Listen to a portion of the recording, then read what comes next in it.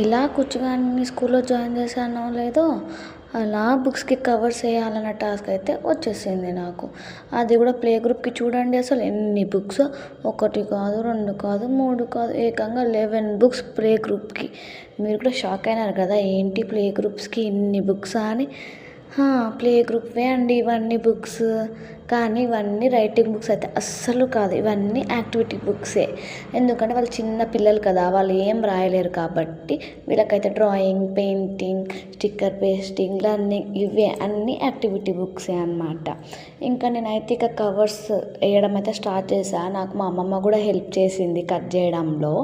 ఇంకొక బుక్కి వేసేసరికి నా నడుము అయితే నొచ్చేస్తున్నాను. జస్ట్ ఒక 5 బుక్స్ వేసేవరకే నా నడుము నొచ్చింది. ఇంకా చాలా బుక్స్ ఉన్న వాళ్ళు ఎలానో ఏమో.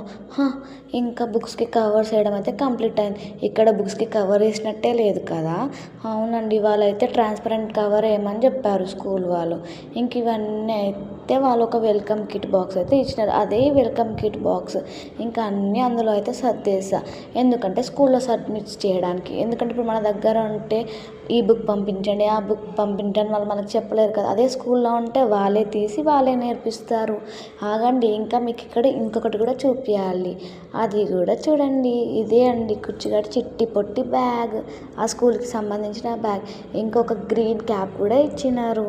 ఇంకా చూడండి, 1 2 3 టీషర్ట్స్ అనమాట. బ్లూ, లైట్ బ్లూ, ఇంకా ఆరెంజ్, ఇవన్నీ వాళ్ళ టీషర్ట్స్. దీంతో పాటు ఒక ఐడి కార్డ్. ఇవన్నీ తన స్కూల్వి రేపటి నుంచి వేసుకొని స్కూల్కి వెళ్ళిపోతుంది. ఇంకా నా వీడియో కానీ